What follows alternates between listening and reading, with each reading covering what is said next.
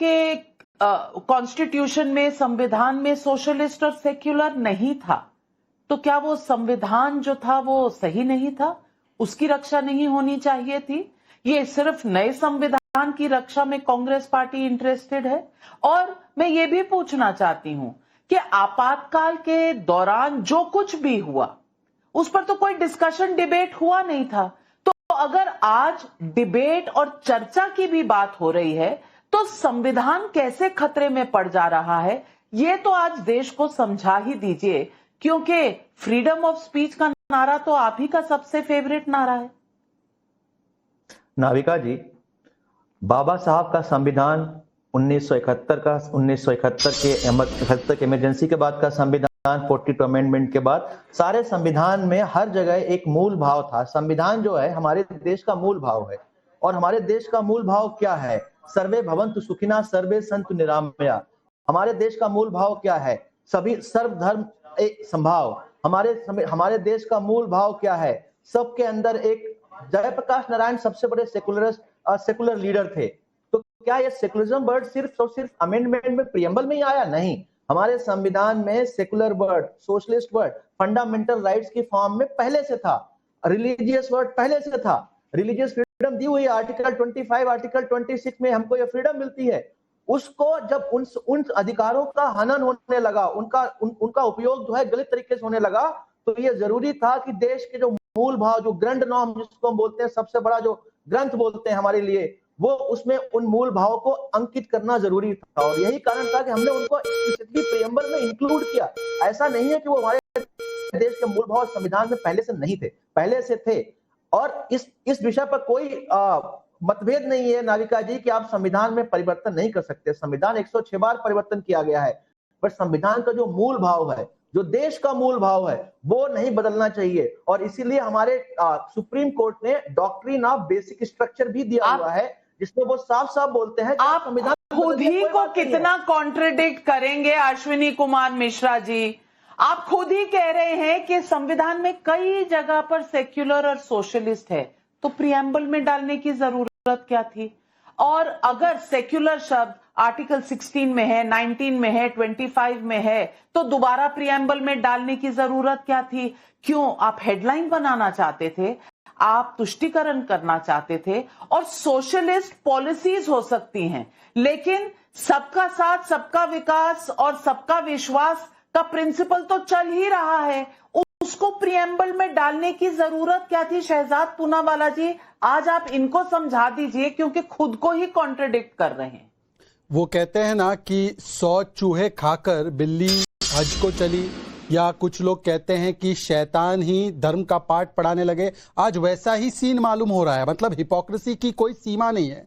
First amendment लाने वाले Nehru ji right to free speech curb करने के लिए, जो हमारी ओरिजिनल संविधान की copy, not the red one, only original, उसमें प्रभु श्री राम, प्रभु श्री कृष्ण, हमारे सिख गुरुओं की तस्वीर निकालने वाले नेहरू जी, फिर 75 टू 77 के बीच में प्रियम्बल के साथ तो जो किया तो किया, उसके अलावा जुडिशियल रिव्यू का राइट निकालने का काम, फेडरल स्ट्रक्चर को तोड़ने का काम, आर्टिकल 21 सस्पेंड करने का, मतलब fundamental rights, right to life को सस्पेंड करने का काम, 356 को मिसयूज करने का काम, पार्लियामेंट को बाईपास करने का काम, कैबिनेट को पंगु बनाने का काम, 6 साल का पार्लियामेंट का टेन्योर करने का काम, और यहां तक कि प्रेसिडेंशियल सिस्टम पर शिफ्ट हो जाओ, ये तक प्रपोजल लाने का काम किसने किया? आदरणीय इंदिरा जी ने। उसके बाद सेकुलरिज्म की सबसे बड़ी इमारत खड़ी करते हुए राजीव जी ने बोला, थोड़े बहुत सिख मारे गए तो बड़ा पेड़ गिरता है तो धरती हिल जाती है। नाविका जी, क्या है, 3-4 हजार सिख मारे गए तो धरती हिलती है ना। राजीव जी ने तो सज्जन कुमार को डिफेंड करके सेकुलरिज्म का कितना परचम दिया। आपको पता है कि विवेक जी के सबसे सीनियर मोस्ट लीडर नंबूदरी-पाद का स्टेटमेंट था, I will destroy the constitution from with in. उसके बाद आपको पता है 370 जब तक था तो आंबेडकर जी का पवित्र संविधान जम्मू कश्मीर में लागू नहीं होता था, वो मोदी जी ने 370 को कब्र में गाड़ कर वहां पे लागू करवाया। ये विरोध करते रहे और आज भी देखे लेफ्ट पार्टी विरोध करेगी। फिर इमरजेंसी को जस्टिफाई करने का काम राजीव गांधी ने किया जब उन्होंने बोला कि my mother was right and if given the same chance I will reimpose the emergency. Anant ji बैठे हैं, वो अगर झूठ बोल रहा हूं तो मुझे यहीं पे टोक देंगे। और आखिरी बात, मुस्लिम रिजर्वेशन तो अंबेडकर जी के हिसाब से हो रहा है ना। ये एएमयू से SC ST OBC आरक्षण काट कर मुसलमानों की झोली में डाल देना वोट बैंक के लिए, ये तो अंबेडकर जी का शुद्ध संविधान है ना। अब बता देंगे, प्रियंका जी तो बताएंगे SC ST के अधिकारों को काट कर दे दिया है वोट बैंक को, तो वो बताएंगी पीडीए समाज से क्या किया है इन्होंने। अच्छा प्रियंका जी आती हूं, Ashwini ji right to reply है, 30 सेकंड पहले उनको, फिर प्रियंका जी आती हूं। जी अश्विनी। शहजाद भाई, आरएसएस वाले किस मुंह से संविधान की बात कर रहे हैं? इनके मुंह से संविधान शब्द ही शोभा नहीं देता। जो संविधान की प्रतिमा जलाते हैं, बाबा साहब अम्बेडकर के एफिजीज जलाते हैं और बोलते हैं कि यह संविधान तो बकवास है, इससे अच्छी तो मनुस्मृति है, वो संविधान की बातें कर रहे हैं। और रही बात, आपने जो भी किस्से गिनाए हैं संविधान के, जितने भी आपने अमेंडमेंट गिनाए हैं, प्रपोजल्स थे संविधान में, संविधान को संशोधन का राइट संविधान के अंदर दिया हुआ आर्टिकल 368 में। संविधान संशोधन की प्रॉब्लम नहीं है, संविधान के मूल भाव के संशोधन की प्रॉब्लम है। ज्यूडिशरी हमारे संविधान के हिसाब से इंडिपेंडेंट होनी चाहिए। आप एनजीएससी लेके आए 2015 में, national judiciary appointment. Ashwini ji आपको प्रॉब्लम है कि आपकी तुष्टीकरण का जो बाजा है ना, वो कहीं बजना बंद ना हो जाए, आपको सिर्फ उस बात की दिक्कत है, यही आपकी दिक्कत है। नहीं तो चर्चा के लिए अगर कोई भी डिबेट आती है तो ये किसी का भी संवैधानिक हक है कि वो चर्चा के लिए कोई भी अपनी बात रख सकता है। फ्रीडम ऑफ स्पीच है ना इस देश में, सबको फ्रीडम ऑफ स्पीच दी गई है कि सिर्फ राहुल गांधी और कांग्रेस पार्टी को दी गई है? और प्रियंका भारती जी मैं आपसे पूछना चाहती हूं, SC ST इनके तो राइट्स ले लिए गए, जामिया से ले लिए गए, अलीगढ़ मुस्लिम यूनिवर्सिटी से ले लिए गए, अब तब तो आपने चू नहीं की। मैं पूछना चाहती हूं कि ये जो पीडीए वाला सवाल शहजाद पूनावाला ने आपसे पूछा था, इसका कोई तो जवाब होगा, जवाब उसका भी दीजिए, और चर्चा की फ्रीडम का जवाब भी आपके पास होगा, जरूर बता दीजिए, क्योंकि आपके नेता तो मीसा में आपातकाल में जेल में थे ना, तो उन्हें तो सब कुछ पता होगा। पहली बात कि आरएसएस इन्हीं देश विरोधी और कट्टर बयानों के लिए लगातार देश में बैन होता रहा है। पहले महात्मा गांधी जी की हत्या के आरोप लगे, देश को तोड़ने की साजिशें के आरोप लगे, 52 साल तक तिरंगा नहीं फहराया, और ये लोग आज संविधान की बात करते हैं।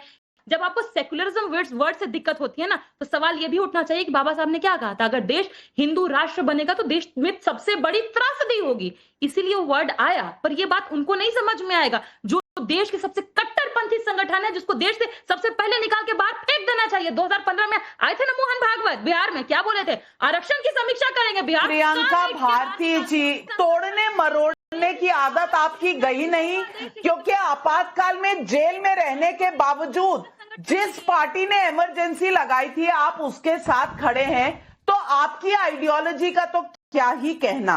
लेकिन इस वक्त आनंद विजय जी, मैं प्रियंका भारती जी का जवाब देने के लिए आपको आमंत्रित करती हूं। नाविका जी, आपने बहुत अच्छा प्रश्न उठाया, और प्रियंका भारती जी जिस प्रकार से बाबा साहब आम्बेडकर को कोट कर रही हैं और इनके नेतागण पूरी देश को कॉन्स्टिट्यूएंट असेंबली डिबेट्स पढ़ने की सलाह दे रहे हैं, मैं उनको सिर्फ इतना कहना चाहूंगा कि 1 मई 1948 को केटी साहब ने जो मूव किया था फेडरल सेकुलर फेडरल रिपब्लिक बनाने का, उस पर जो मूवमेंट था उसको पढ़ लीजिए, और उसके बाद बाबा साहब ने क्या कहा था इसको पढ़ लीजिए। नविका जी ने हल्के से उसी ओर इशारा किया और उन्होंने कहा, बाबा साहब ने स्पष्ट रूप से कहा था कि जो सेकुलर और सोशलिस्ट है, समाज की नीतियों को तो जनता तय करेगी, ये जनता के ऊपर हमें छोड़ देना चाहिए। अगर हम प्रियम्बल में को तय कर देंगे तो हम जनता के पर्सनल लिबर्टी को पर कुठाराघात करेंगे। ये बाबा साहब अंबेडकर के शब्द हैं और कॉन्स्टिट्यूएंट असेंबली डिबेट्स के शब्द हैं। बता दिया मैंने कि 1 मई 1948 को ये डिबेट हुई थी, उसको पढ़ लीजिएगा जाके। मैं सिर्फ इतना कहना चाह रहा हूं कि आज जिस दत्तात्रेय होसबाले ने जो बात कही है उस पर सचमुच पूरे देशव्यापी एक डिबेट होने की आवश्यकता है। क्यों? क्योंकि एक जो हमारा प्रियम्बल है जिसको प्रस्तावना कहते हैं, उस प्रस्तावना में उस सरकार ने संशोधन किया, फाड़ के फेंक दिया। जो संविधान की हत्या की गई इन 2 शब्दों के रूप में, वो कारतूस अभी भी संविधान के सीने में दर्ज है। तो मुझे लगता है कि इस पर बहस होकर उन कारतूस को शल्य क्रिया के माध्यम से बाहर निकाला जाना चाहिए। क्यों? क्योंकि पूरे संविधान में धर्म की बात है, उसमें पूरे संविधान में हल्का सा इशारा किया शहजाद पूनावाला ने, उसमें पूरी राम कथा है, धर्मो रक्षति रक्षितः, ये कहां कहा गया है? सुप्रीम कोर्ट का ध्येय वाक्य क्या है? तो आप अगर धर्म को उपासना पद्धति समझ लेंगे तो आपको धर्म कभी जीवन में समझ में नहीं आएगा। मैं फिर वापस आता हूं दत्तात्रेय ओसवाले के उस बयान पर जिसमें उन्होंने कहा है एक्सटेंडेड पार्लियामेंट से आप संविधान के प्रियम्बल को फाड़ के फेंक देंगे।